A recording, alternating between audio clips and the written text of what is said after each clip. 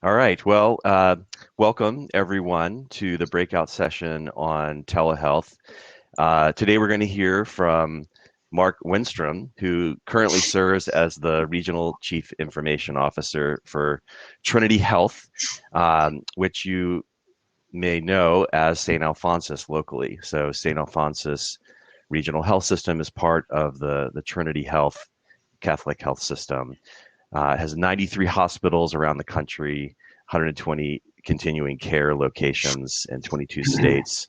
And so it's kind of a big deal. And uh, health-wise, where I work, we provide patient education to the Trinity Health System, and so we're a proud vendor and supporter of everything that Trinity Health is doing to reach the public and inform them and involve them in their care.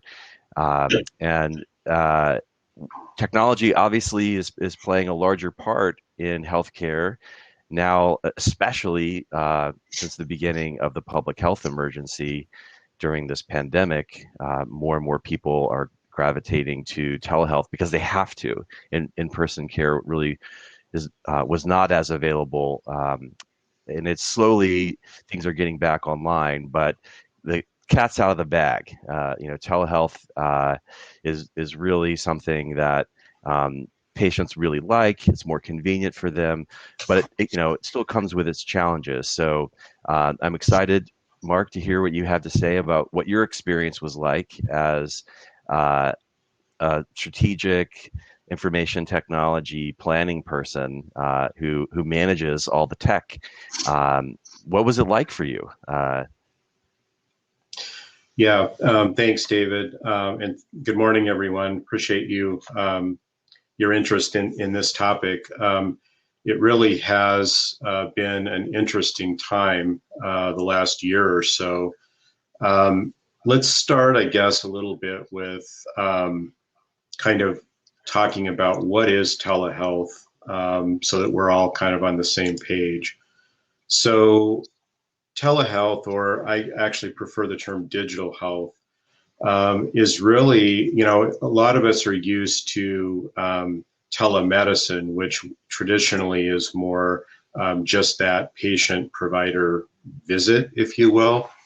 But digital health or telehealth really encompasses anything that you can do online with technology related to healthcare. So there's a lot of different applications out there that you may not think of as being part of telehealth.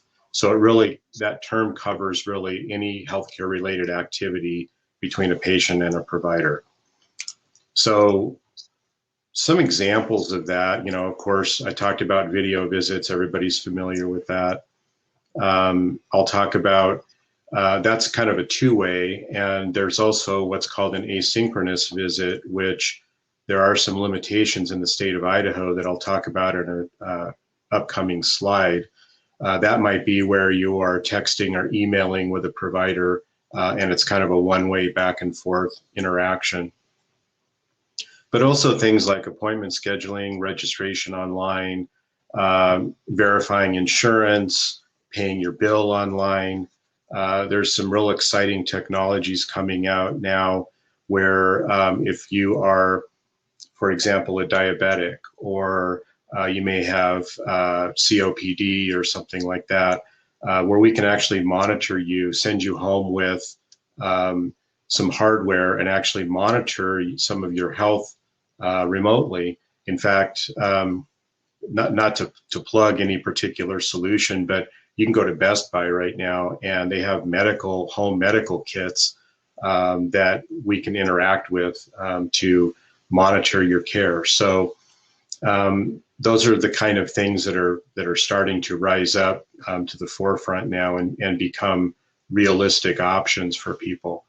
On the inpatient setting, the hospital setting, we may have patients in-house who are a fall risk or maybe a danger to themselves. We used to have to put what they called sitters in the room, and the sitter would literally sit there and make sure the patient stayed safe. Now we can do that remotely via video, and be plugged into care providers who can get into the room at a moment's notice. That's very important during COVID because we don't want COVID patients exposed to someone sitting in the room. The other impact, the thing that's become important with COVID is there are restrictions on visitors to the hospital. So family to patient video visits has become a big deal.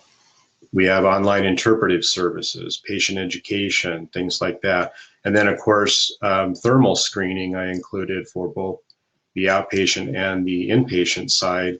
As you go into the hospital or a clinic, we actually have scanners that will scan your temperature and record that so that we know whether you may need to have some additional screening done. So all those are examples of what we call digital health. So really, if we think about how this all works, it has to be convenient for the patient, right? And it has to be a positive encounter. So it doesn't matter how convenient it is if when you try to do a virtual visit, something doesn't work right or you're not satisfied. So that's an important aspect of it as well. If those two things happen, then we start to establish a virtual relationship with that patient, which can lead to better decision making and preventative care for the patient. So all of these things are kind of related, and you can see the different pieces of digital health that are, part of each of one of those aspects. And it all centers around the patient experience. How is a patient experiencing digital virtual health? So an example of, this is just an example of like a lab test where you have to go in and get a lab test of how this might work.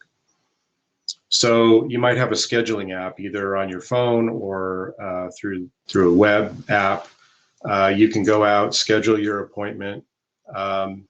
You might get a text or an email confirming your appointment time. And this is several days before your appointment, right? Maybe even weeks before your appointment. Then you'll get an email or a text reminding you that you need to go out and register. So you click on a link, you go out, you might put in your demographic information or confirm your demographic information. They might ask for insurance. You may have to take a picture of your insurance card, for example. We might even ask for a copayment up front. So all of that happens kind of before your visit, but it's all from the comfort of your home or wherever you are. Then on the day of your appointment, you drive to the clinic or hospital. You'd be prompted to check in, let everybody know that you're there. And then you would be requested potentially that they might ask you they will ask you COVID-related questions. You may be asked to stay in your vehicle, or they may escort you into the lab, the location. And then there's a product called queue management, or an aspect called queue management, where I don't know how many of you have ever gone into like an urgent care and you sit in the waiting room, and sometimes you're more afraid of what you might catch in the waiting room than what you actually have, right? So a queue management is basically, if you've ever gone to a restaurant and you have the little beeper things that tell you when your table's ready, it's kind of the same concept. So they might ask you to actually wait in your car or wait in a certain area, and then when it's time for your appointment, someone will come out and escort you in, so you're not sitting in a waiting room. You may actually go directly into an exam room at a clinic. So that's an example of queue management and how all this stuff might work together in a virtual environment to try and help keep you safe and make it more convenient. So why is all this stuff important? traditionally, if you're a healthcare executive, you've kind of viewed the world through the lens of the hospital. In a fee-for-service world, it was all about volume in the hospital. The more volume, the better.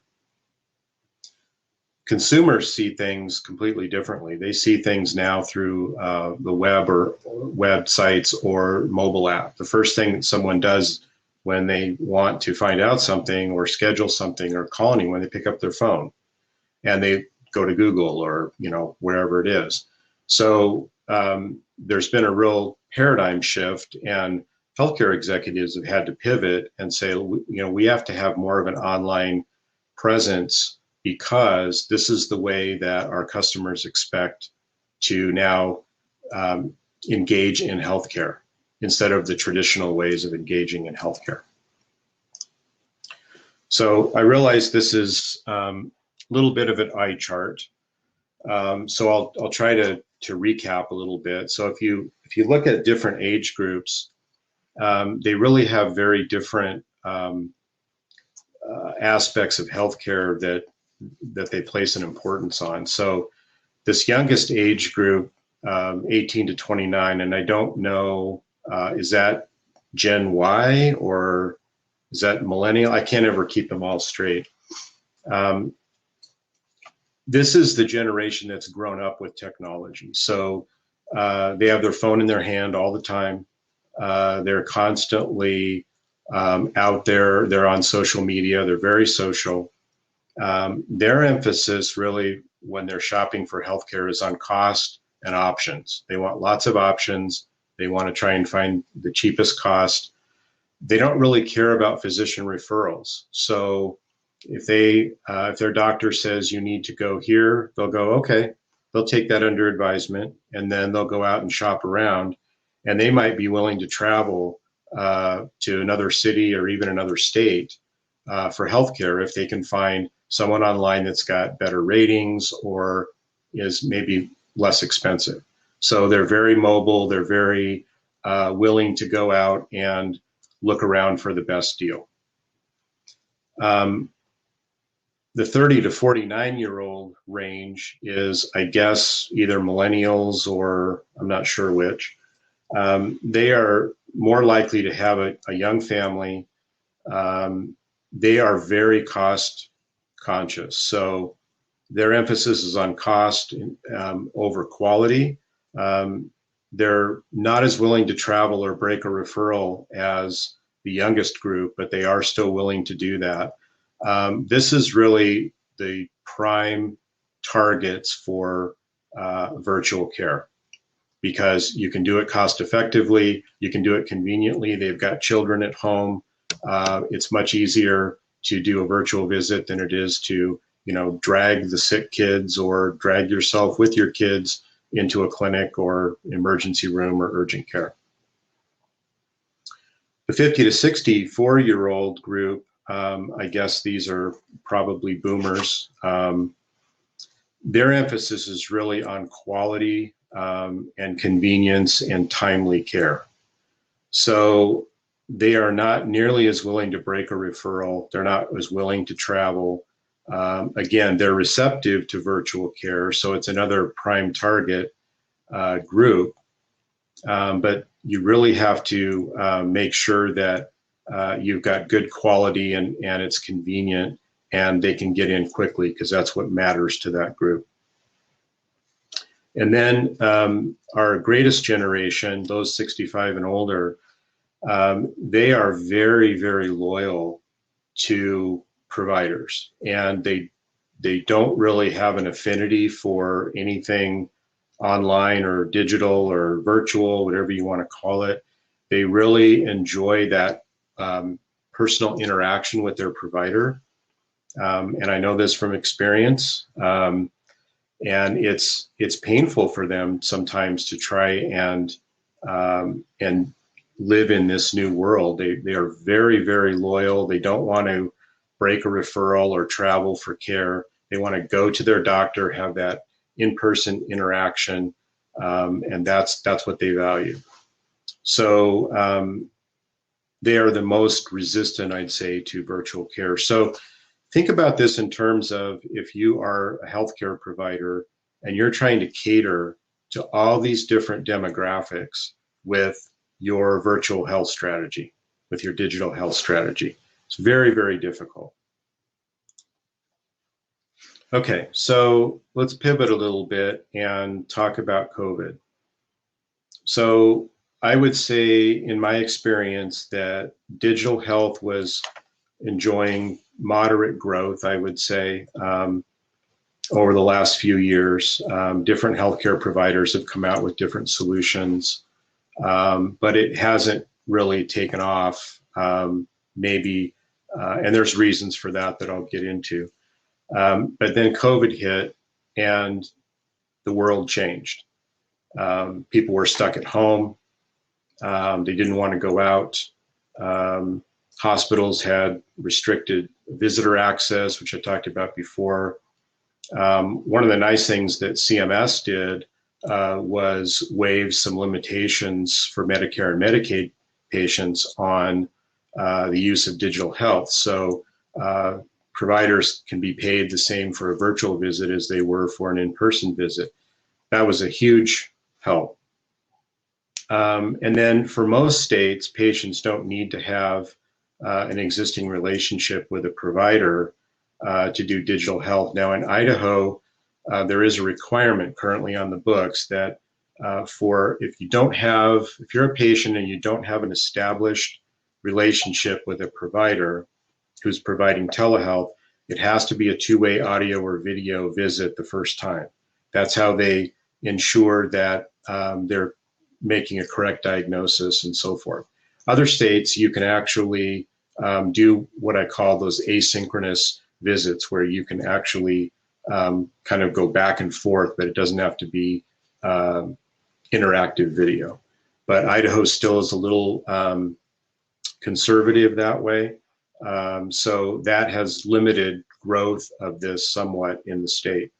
But COVID, with everybody being stuck at home, and it's really created this huge necessity for virtual health. So if we talk about kind of our experience to date, the feedback from patients has really generally been pretty favorable. A lot of people really like the ability to have a visit without having to leave home, as I mentioned before, because of COVID, obviously, but also it's just convenient when you've got young children at home or you're feeling very sick and you don't want to have to go in somewhere. It's a really nice option. One of the problems, and it's a problem really across the country, but it's certainly a problem here in Idaho, is reliability and access of broadband network connectivity is really problematic. A lot of people don't have good internet service in their homes. They may not have good cellular service when they're out and about. And the problem for this is not just the fact that their visit didn't go well, but also that they get discouraged very easily. They feel like they may not understand that it's a service provider issue and not an issue with the actual software or the provider that's being used. And so think about if you try it once and it doesn't work well, how are you really going to go back? Maybe not. You may not try it again. COVID has forced many people to become much more comfortable with using technology. Us today, we're using this tool called Hopin. I'm sure many of you have been on Zoom calls or Teams or whatever. This become almost part of our life, part of our lingo that almost didn't exist before. So over the past year or so, we've all had to become very comfortable with virtual technology. So that has helped with digital health. As I mentioned before, that older individuals, that 65 plus, they still like in-person interactions, not just with providers, but really with everyone, right? That's how they like to live their life. And as opposed to the youngest generation who everything is on their phone, online, social media, that kind of thing. Not to be crude, but as those folks get replaced by the boomers and the Gen X folks who are much more comfortable with technology, that issue is going to become less in the future. But for now, there's still a demographic that's pretty resistant to digital health. And then, as I talked about the younger demographic, they're not only comfortable with the technology, but they actually expect it. If you don't provide that type of technology for them, they just go on to the next provider, right? So you better have your act together when it comes to providing solutions online, because there's no tolerance. You can't tell them, oh, just make a phone call to, to this clinic or whatever. That's not how they want to interact with the world. Other experiences, patients, especially younger patients, are really looking for ratings and reviews. They might want to see photos of the physician. They might want to understand the experience of the physician. As I mentioned earlier, they might want to travel somewhere where they feel like they may get better care. So this is really like the Amazon experience, right? I want to go out and they may do a query. I want to look for providers who I want knee surgery. I'm looking for knee surgery. I only want 5-star providers in my area, and I want only a male or only a female physician.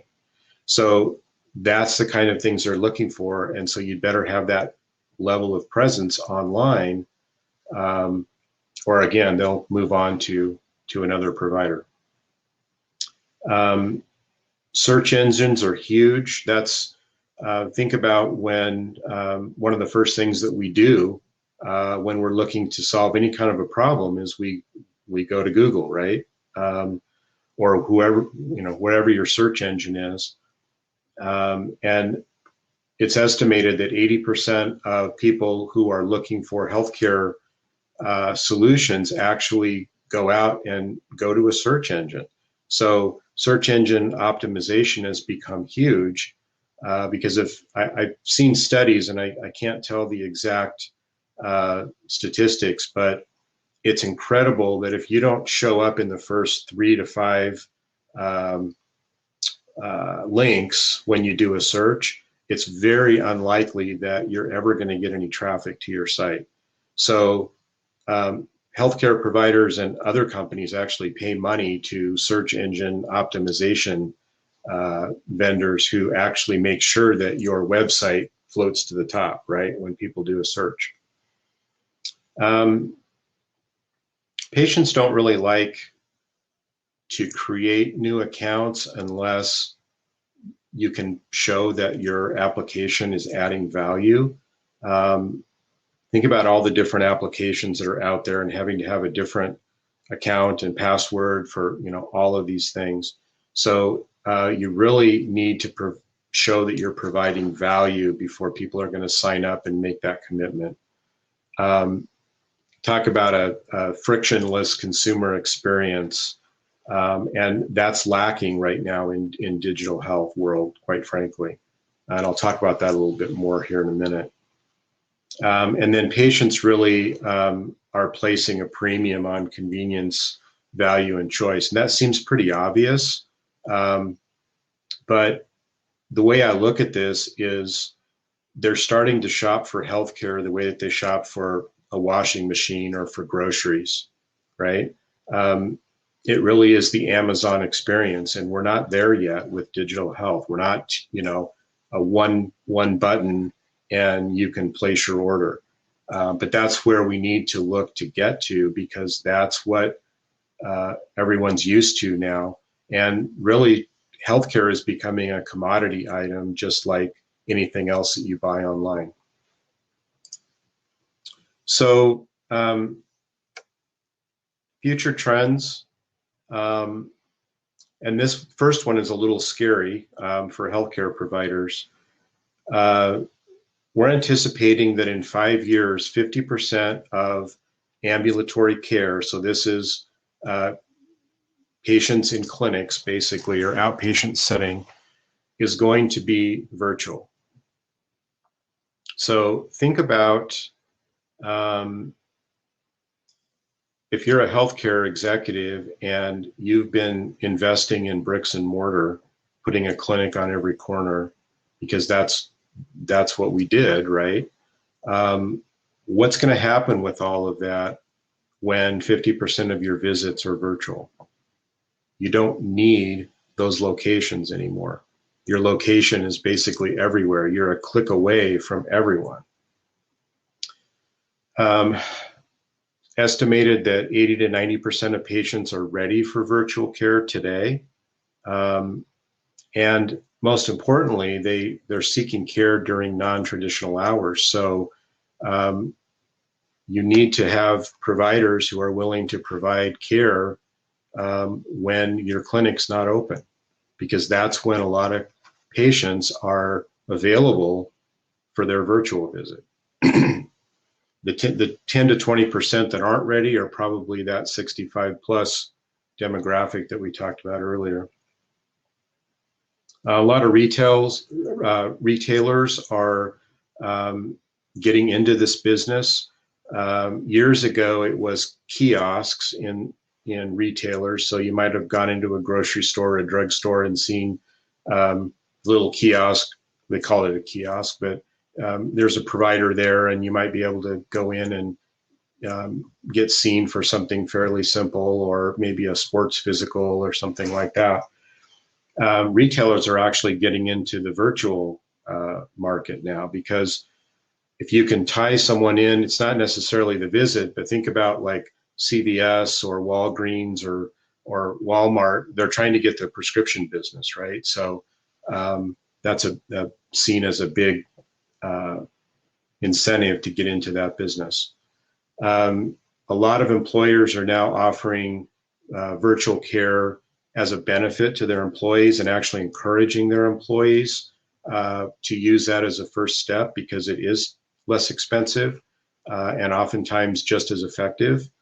And then there are some regulatory and reimbursement shifts that are happening slowly. Again, I mentioned that CMS has temporarily waived some restrictions on virtual care. Private insurers are not as quick to do that, but I believe that in the future, virtual care will be seen as an alternative to an in-person visit, and will be reimbursed at the same rate. That's the hope, anyway. All right, so let's talk about barriers for a minute. The biggest barrier right now to wide-scale adoption of digital health is really our poor broadband infrastructure. And it's not, it seems like it would be just in rural areas, but not really. I've seen estimates that up to 42 million Americans don't have broadband network access. And that's either because it's not available, because they're maybe in a rural area, but also it could be because it's available, but it's not affordable for them. And the problem that this presents is that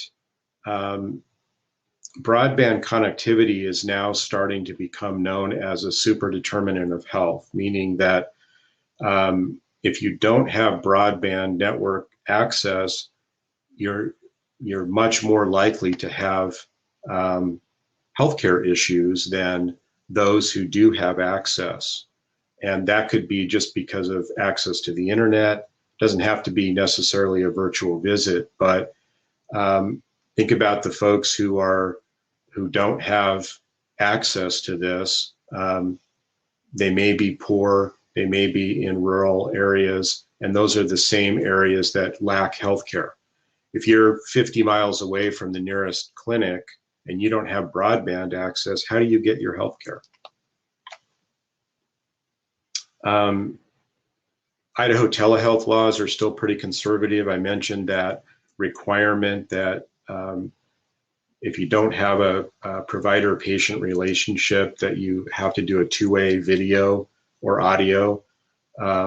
Hopefully that will change. There is a bill in front of the Idaho legislature right now to amend that. I don't know if it will pass or not. They're going to consider it in the spring. So we'll see on that. Again, we talked about this older demographic that's not always comfortable using technology. They want that in-person interaction. So that's really kind of a barrier for them in using digital health. One of the things that isn't talked about a lot, but it's a pretty big deal, is that there are some pretty strict regulatory requirements in healthcare. You've all heard of HIPAA, I'm sure. It makes it much more difficult to share data, to integrate systems together when you have to worry about the confidentiality, the privacy, and security of healthcare information. It's as important to keep that confidential as it is financial or any other information, maybe more so. So there's a lot of it makes it much more complicated to integrate systems together than it might seem on the surface. Again, we talked about reimbursement from payers. Hopefully the restrictions that have been eased during COVID will remain long-term. That's not a guarantee. So that can be a barrier in the future. Healthcare IT systems are very complex.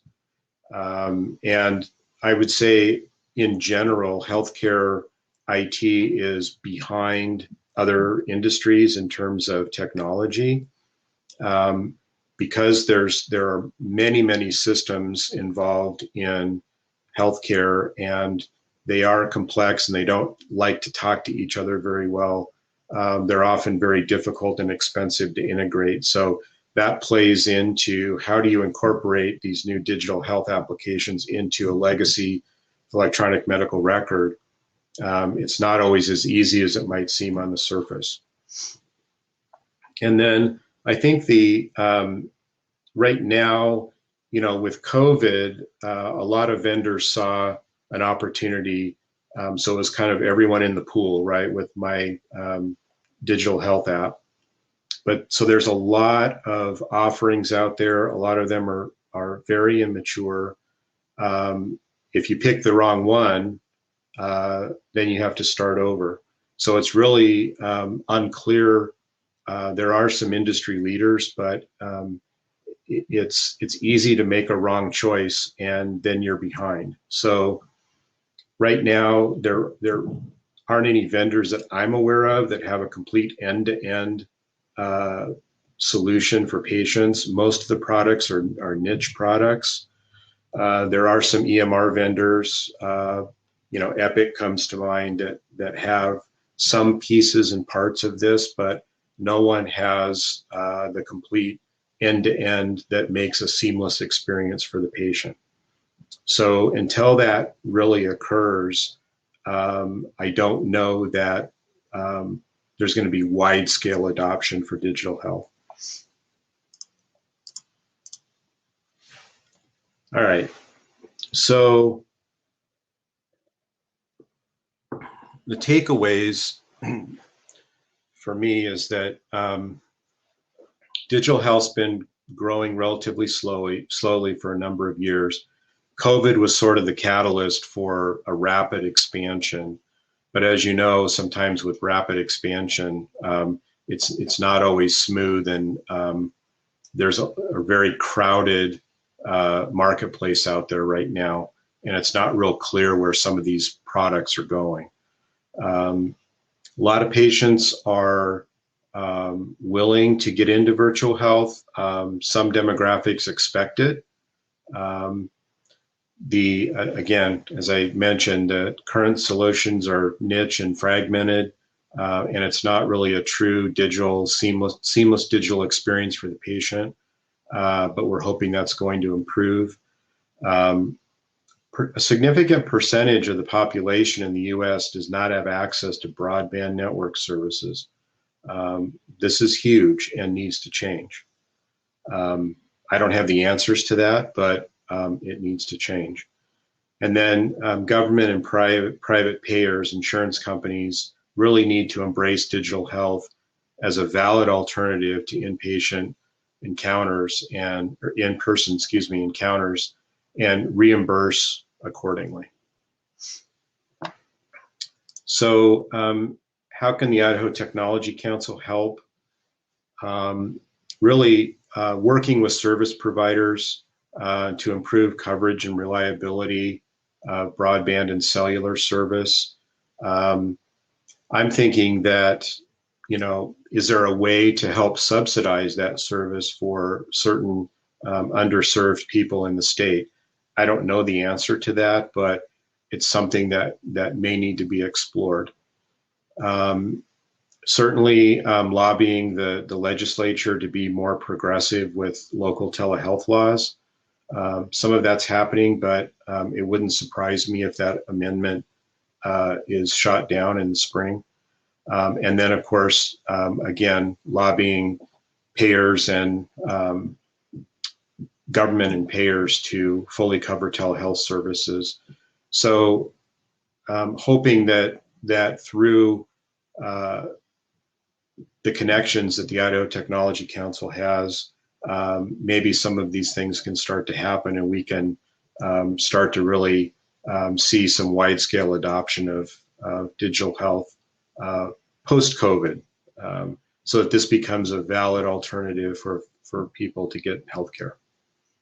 So that's the end of my slides. So I would be happy to entertain any questions that you might have.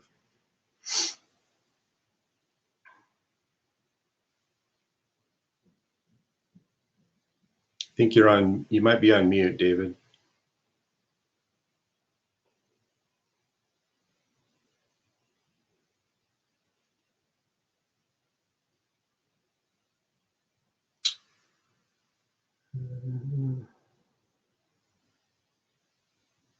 Still can't hear you. Someone might have muted me. Wasn't me, I promise. Okay.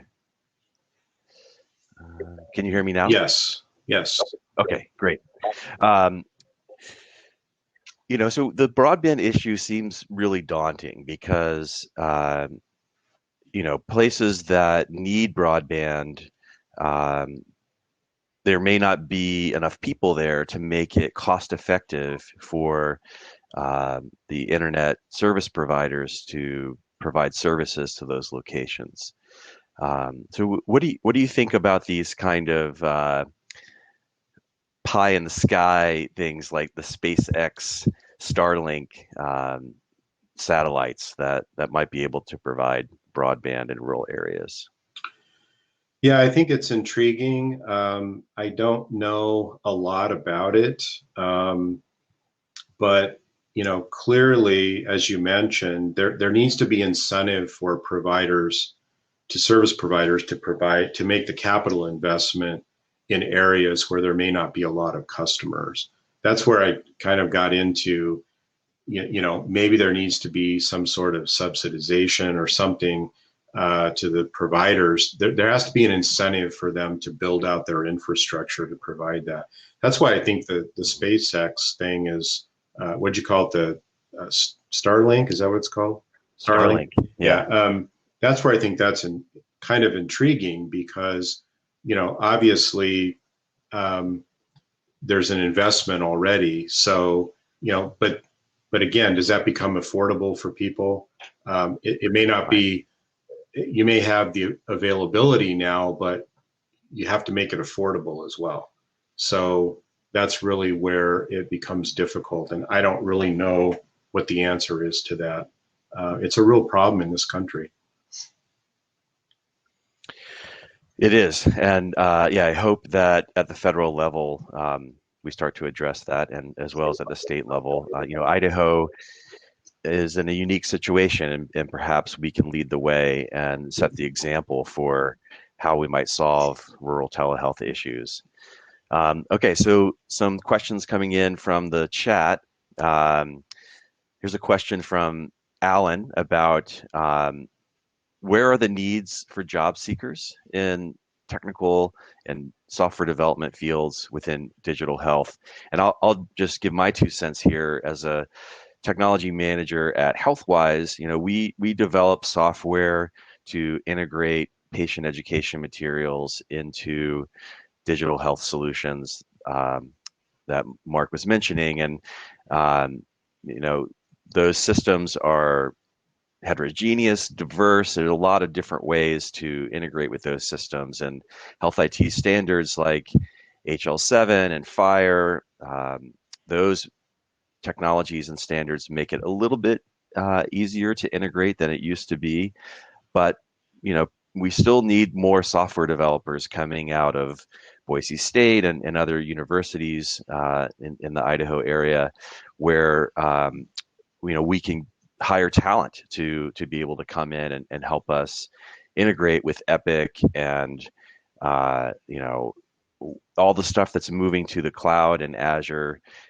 So from our perspective, we need people who have cloud experience, and also it is helpful if they know HL7 and FHIR. Yeah, I would echo that. That was exactly where I was going to go as well. Integration experience is, I think, key because we still don't have that sort of plug and play type of environment.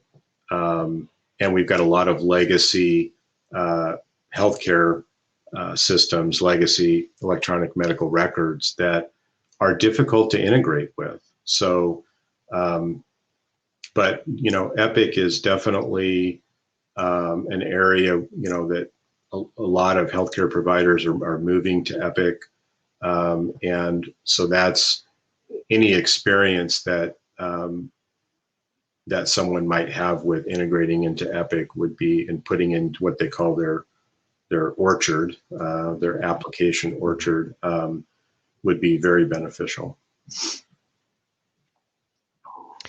Yeah, HealthWise has participated in the App Orchard, and with other EHR vendors. They're different environments for doing smart on fire type apps. But it's interesting, I mean, there's maybe a little bit of the hype cycle still going on. I personally might be in the trough of disillusionment with fire.